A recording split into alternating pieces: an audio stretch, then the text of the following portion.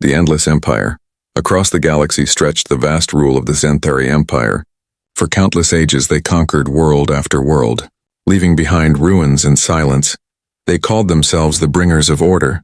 Yet every planet they touched screamed for mercy. The Zenthari fleets moved like storms through the stars, their silver ships cutting through the void like blades. To the smaller races, resistance meant extinction. To the Zenthari, mercy was weakness, and weakness had no place in their empire. Their capital world, Thraxis Prime, stood as a monument to power. Massive spires of black stone rose into the golden skies, guarded by defense rings capable of destroying moons. The planet never slept, for its people lived to serve the Emperor. From his throne of crystal and steel, Emperor Kalar watched over the galaxy with cold pride. His armies had no rivals. His name brought fear to every living being beyond his borders. In his eyes, the Zenthari were destiny itself, chosen by the universe to rule all that breathed. One morning, the Grand Hall trembled as messengers entered with haste.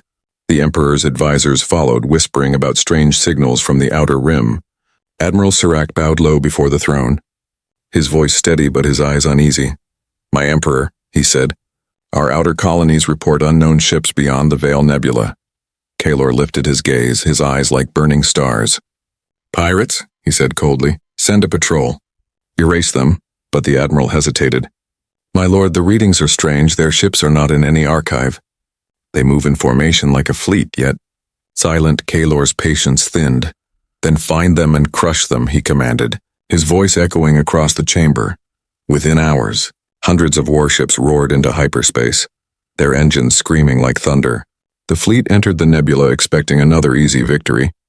They had fought hundreds of rebellions before, and none had lasted longer than a single day. But this time the void did not welcome them. It watched them, cold and quiet, as they crossed the violet clouds of the Veil Nebula.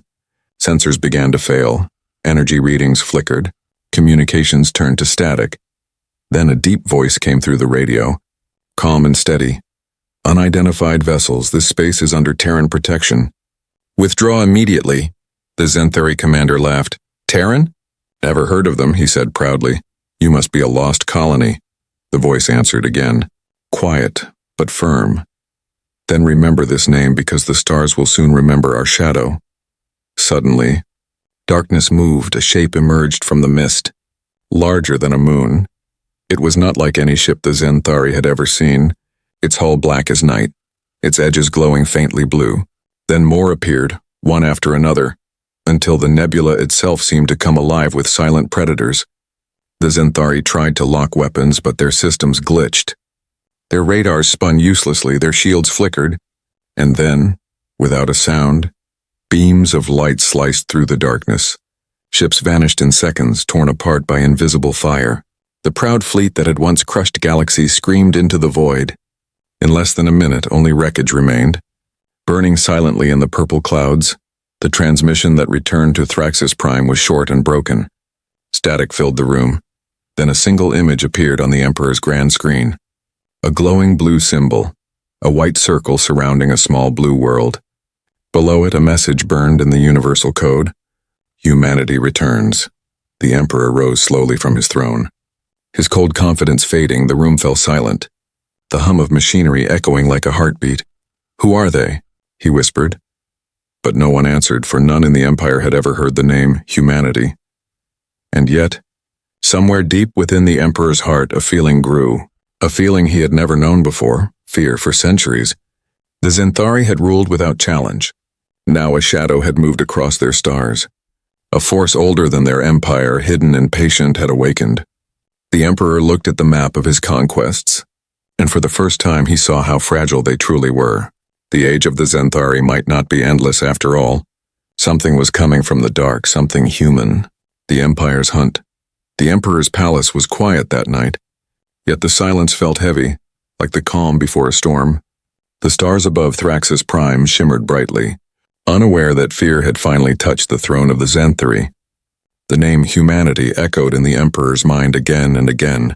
He had ruled the galaxy for centuries, and no unknown name had ever frightened him before. But this word carried weight. It sounded ancient, dangerous, and alive. The next morning, the Imperial Council gathered.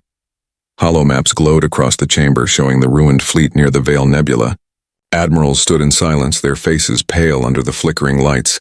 One of them, Admiral Serac, spoke carefully. "My Emperor, we recovered fragments of the destroyed ships. The damage is like nothing we have ever seen. It is precise, surgical," another officer added. "There was no explosion pattern, no thermal trail, no radiation signature." Kalor turned his golden eyes toward them. "Then what destroyed them?" he asked coldly. No one answered. The Emperor slammed his hand on the armrest. The crystal cracked under his strength. "Find them," he ordered, his voice sharp as a blade. "I want their homeworld burned to ash within days." Thousands of Xanthari warships launched from their docks. The Empire's greatest hunt had begun.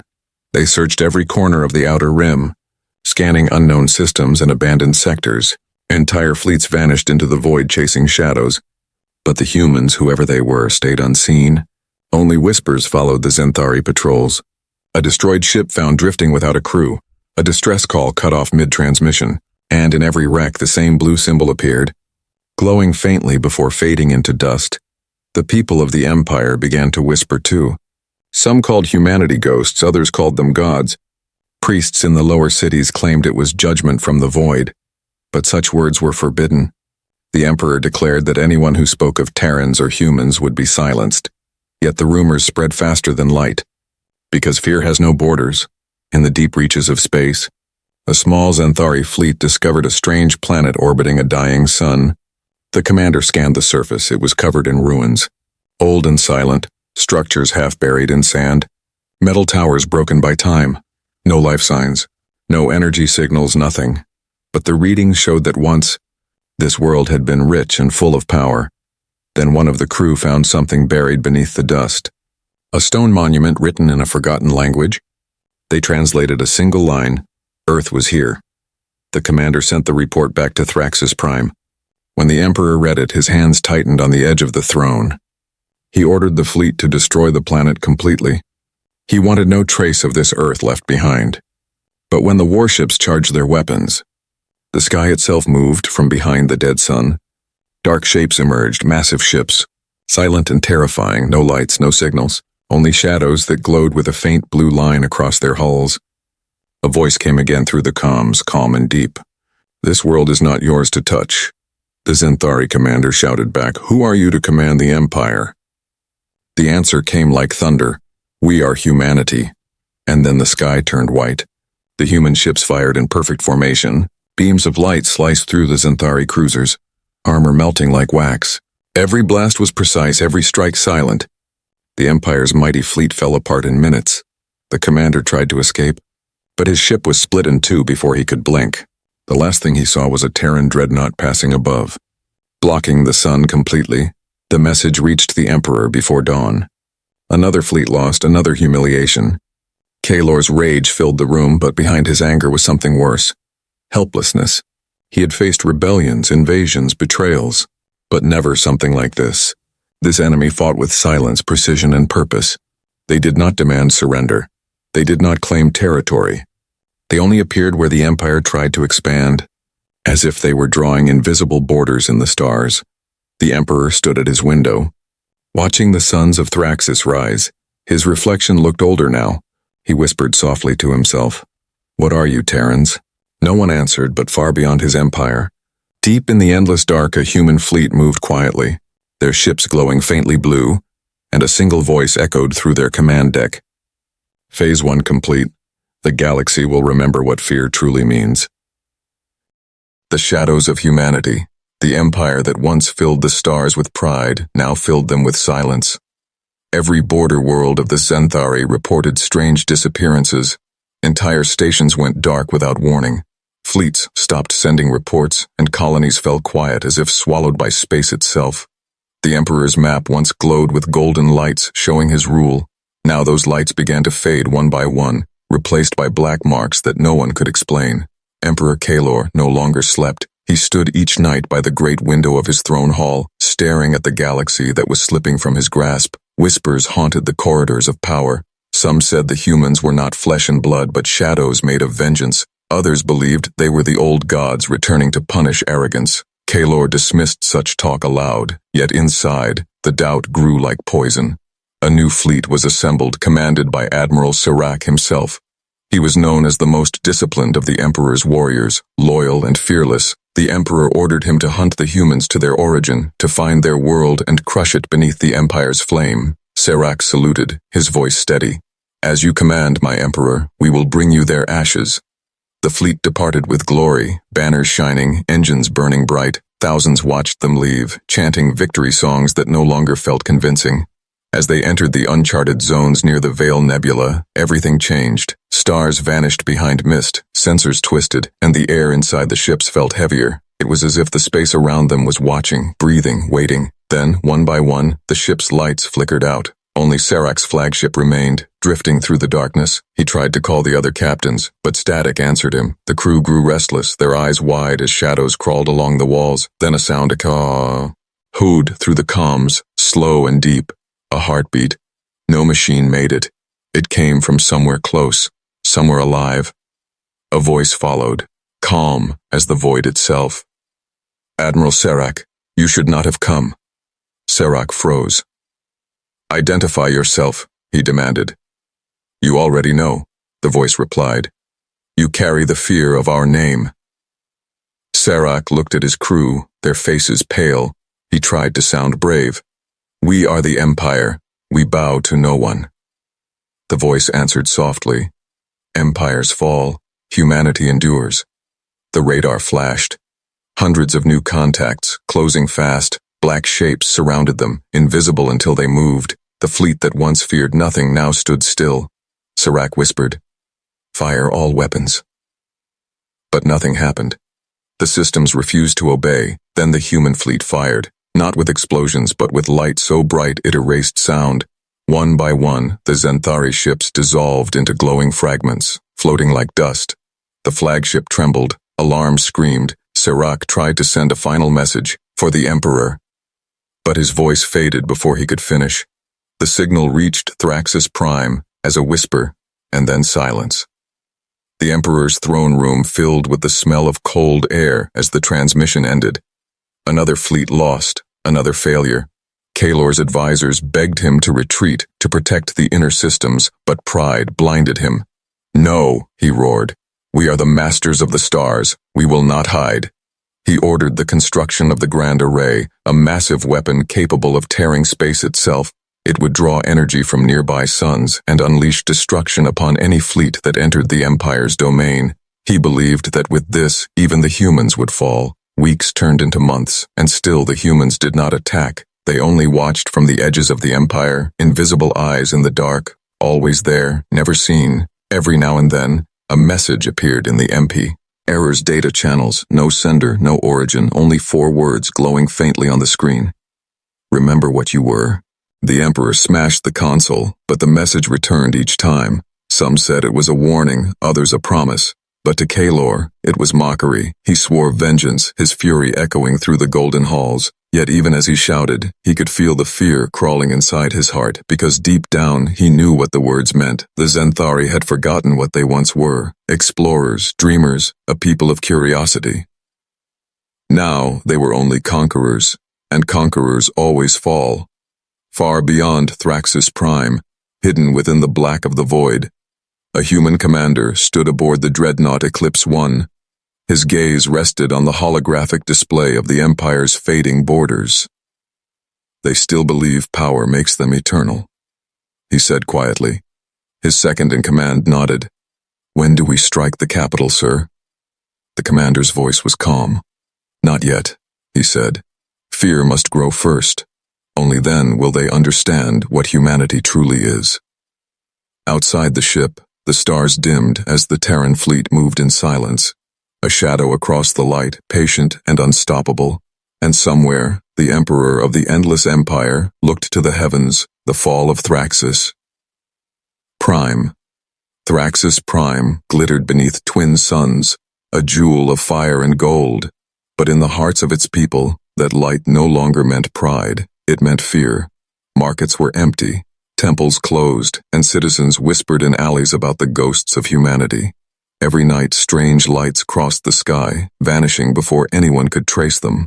Some said they were shooting stars. Others knew better. They were scouts. silent Terran machines drifting like hunters in the dark. Inside the Emperor's Grand War Council, tension cut through the air like a blade. Dozens of admirals stood in silence as holograms of destroyed fleets flickered before them. The Grand Array, the Empire's ultimate weapon, was ready, a structure that orbited Thraxis. Prime like a halo of death, it could channel the energy of 5 suns and fire a beam strong enough to pierce the heart of a star. The Emperor believed it would end the fear once and for all. "Let them come," Kalor said, his voice proud but tired. "We will remind the galaxy who rules the stars." His generals nodded, but their eyes betrayed them. They had seen too many defeats. They had seen ships vanish without a trace. And somewhere deep inside, even the bravest of them wondered if the humans were already here, watching, waiting. That night, the outer defense satellites detected movement. At first it was faint, a few readings on the edge of space. Then the alarms screamed. Thousands of unknown signatures appeared all at once. They moved with impossible speed. The Emperor stood at the command balcony and watched the sky burn white. "They dare attack the capital," he growled. "Fire the array." The order raced across the control stations, energy gathered in the core, lightning arced through the rings of the Grand Array. But before the weapon could charge fully, the sky above Thraxis turned black. Not from clouds, not from night, but from ships, millions of them, silent and endless, blotting out both suns. For the first time, the people of Thraxis looked up and saw no stars, only the shadow of humanity. A single transmission echoed through every frequency. "This is Admiral Reyes of the Terran Armada. By order of the United Earth Command, the Zenthari Empire is to stand down." His voice was calm, deep, and without hate. "Lay down your arms, surrender your systems, and the innocent will be spared." The Emperor clenched his fists. "Never," he shouted. "We will burn before we bow."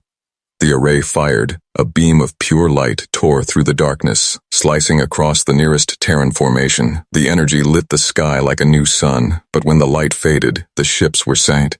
Ill there, unharmed, the beam had simply vanished into a field of shimmering blue. The humans had shielded themselves with technology the Zenthari could not comprehend. Then, with quiet precision, the Terran Armada answered. No thunder, no chaos, just clean, perfect silence. Beams of white light cut through the orbital defenses. Satellites shattered, towers crumbled. The Grand Array split into glowing fragments that rained down upon the capital like falling stars. The proud fleet of Thraxis Prime scattered in panic. Some tried to flee, but every path they took was already blocked. It was not a battle, it was a lesson.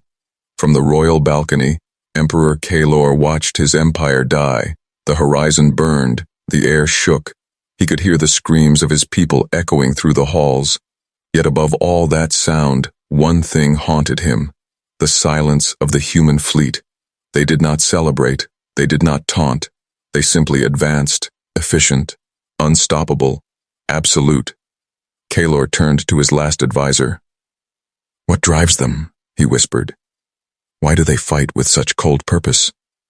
The advisor trembled. "Perhaps, my emperor, they are fighting what we once were." Kalor looked down at his trembling hands. For centuries, he had ruled through fear. Now he understood how small he truly was before the power of those who remembered mercy. A new message came through the Terran channel. It was short, gentle, and final. "War ends today." Moments later, a beam of light descended from the heavens. It touched the Emperor's palace, and everything turned white. When the light faded, the golden spires of Thraxis Prime were gone. Only dust floated where the heart of the Empire once stood. Far above, Admiral Reyes stood on the bridge of his flagship. He looked at the destruction below, his expression unreadable. "Transmit humanitarian relief orders," he said quietly. "Save who we can." His officers nodded, confused. One asked softly, "After what they did to our colonies, we still help them?" Reyes looked out into the fading light. "That's the difference," he said. "We remember who we are." And as the Terran fleet spread across the shattered world, helping survivors and rebuilding what was left, the galaxy finally understood. Humanity did not return for conquest, they returned for balance, and in that moment, the legend of humanity was reborn, not as destroyers, but as guardians of the stars, the Emperor's last memory. Smoke curled above the ruins of Thraxus Prime. What had once been the heart of a mighty empire was now silent. The golden towers were gone, melted into rivers of glass. Cities lay broken beneath the gray sky, and the air smelled of ash and metal. Yet through that silence, faint voices whispered, children crying, machines humming, Terran medics calling for survivors. From beneath the palace ruins, search drones found a chamber untouched by fire. Inside lay Emperor Kalor, wounded but alive, his armor cracked, his crown burned, yet his eyes still glowed with pride and sorrow. Terran soldiers surrounded him, their rifles lowered, their movements calm and careful. They did not speak. They simply watched the fallen ruler of a broken world. A human officer stepped forward, removing his helmet. His face was scarred, but his voice was gentle. Emperor Kalor, he said, you are under Terran custody. You will be treated with respect. Kalor laughed weakly, the sound dry as dust. Respect from conquerors, he whispered. How strange. The officer shook his head. We did not come to conquer. We came to stop what you became. Kalor looked up at the human with fading strength. Then tell me, he asked, what is humanity, that even gods fear your name? The officer paused before answering. Humanity remembers, Emperor. We remember pain, mercy, and consequence. We fight not to rule, but to make sure no one forgets. Kalor closed his eyes, tears mixing with the dust on his face. For centuries I believed fear built empires, he said slowly, but it only builds graves. They carried him to the surface, where the light of a single sun broke through the smoke. He saw Terran ships descending gently, not to destroy, but to rebuild. Human engineers moved through the wreckage, setting up shelters for alien civilians. Doctors tended to wounded Zenthari without hesitation. Kalor watched in disbelief. You helped those who tried to kill you, he murmured. The officer beside him smiled faintly. That's how humanity survives, Emperor. We heal even those who hate us. As he was taken aboard a Terran transport, Kalor looked down at his dying world. He remembered the songs of victory, the cheers of his armies, the glow of his throne. All of it vanished now like a dream fading with dawn. For the first time in his life, he understood what it meant to lose everything. Not to defeat, but to truth.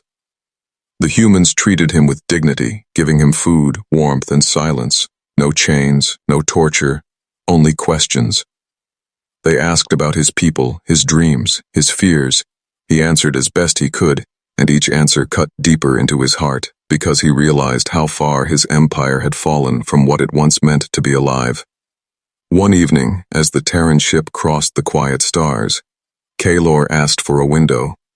He wanted to see space one last time. The officer granted it.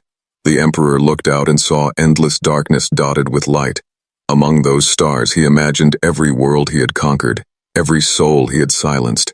And then, among them all, he saw a blue planet shining softly, Earth, the home of those who had defeated him, not with hate, but with principle. He spoke softly, his voice barely above a whisper. Perhaps we were never gods, only children playing with fire. The officer beside him said nothing. Kalor turned his gaze away from the stars and smiled faintly. Tell your people, he said, the Zenthari will remember this mercy. Moments later, his breath slowed, his eyes dimmed, and the last emperor of the endless empire was gone. The humans honored his body with quiet respect, sending him into the void wrapped in his empire's shattered flag. No cheers, no celebration, just silence. Because humanity did not take joy in victory, they took responsibility. Admiral Reyes stood on the bridge of his flagship, watching the burial ship drift into the dark. Transmit this to all channels, he said. A message echoed across the galaxy. War has ended. The stars belong to everyone once more. Humanity stands not as rulers, but as guardians. The words spread faster than any weapon, and in countless systems, races who once feared humanity began to hope again. Far away, deep in the void where no empire dared to go, A child on a distant colony looked up at the night sky and asked her mother, "Will the humans ever leave?" Her mother smiled softly. "No, child. They will watch, quietly, like the stars themselves." And so the legend of humanity grew, not of warriors or conquerors, but of protectors who carried the memory of every fallen world. They had returned not to take the galaxy, but to teach it, to remind all who listened that power means nothing without compassion. And across the endless night, their ships moved on, silent and bright, guardians of the suns they once blotted out, the legacy of the Terrans. Years passed since the fall of Thraxis Prime. The galaxy slowly healed, though scars remained across 1,000 worlds. Where once the banners of the Zenthari flew, now the flags of unity waved in the soft light of rebuilding suns. Humanity did not rule these worlds, they guided them. The Terran fleet became known not as an army, but as the guardians of the stars. Their ships no longer cast shadows of fear, but light of protection. In every system touched by war, Terrans built hospitals, learning centers, and peace centers. They taught old enemies how to live beside each other. They helped children of alien races grow without fear of domination, and in every lesson they repeated the same truth. Strength means nothing without kindness. Still, not all accepted the peace easily.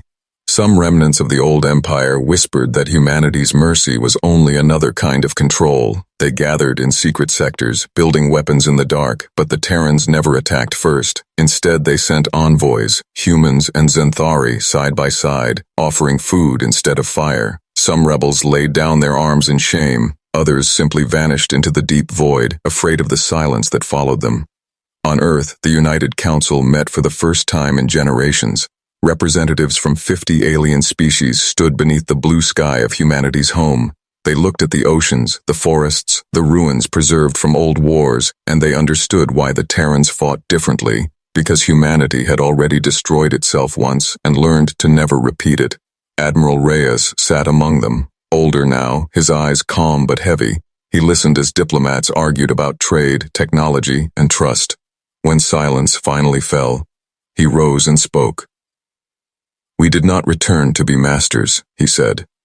"We returned because we remembered what it means to forget compassion." Every hall grew still, every translator stopped, even the youngest species among them could feel the weight of his words.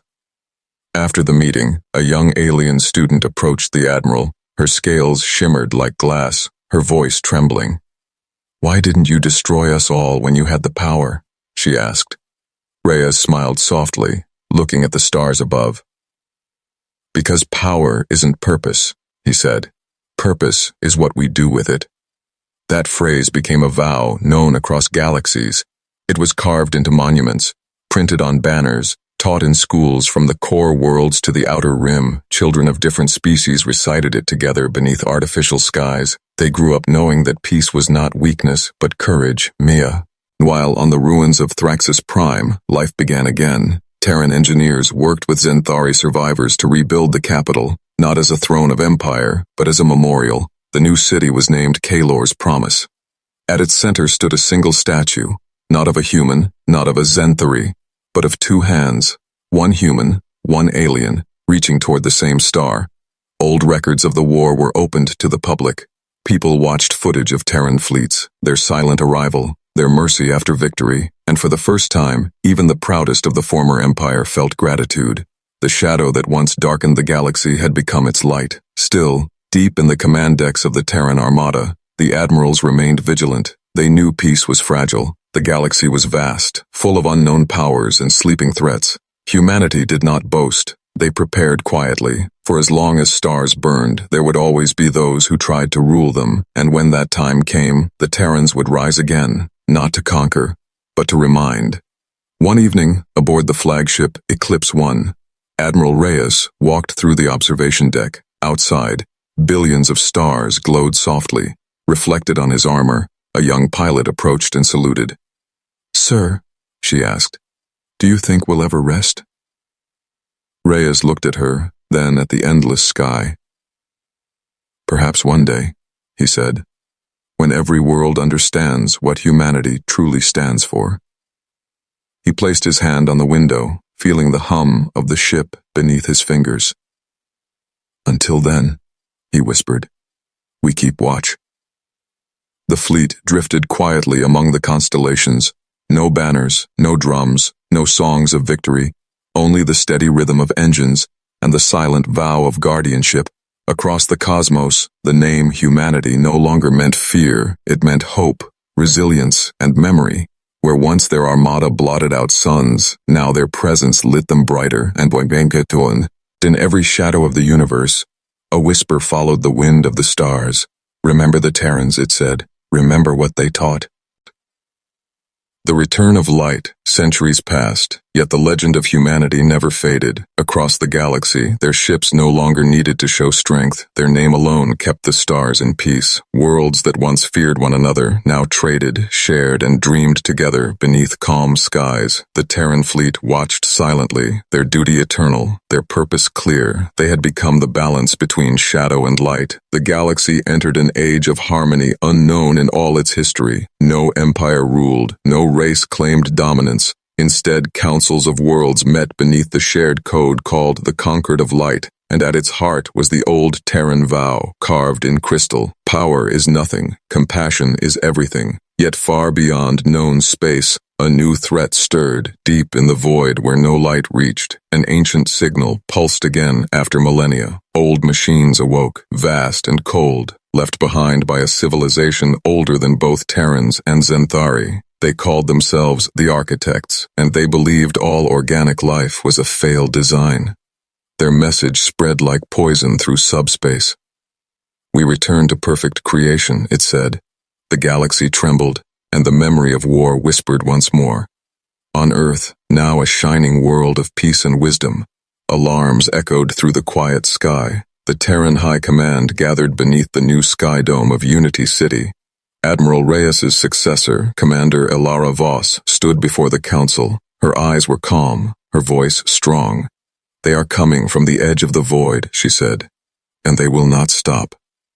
An old Zenthari delegate rose slowly, his silver crest dimmed with age.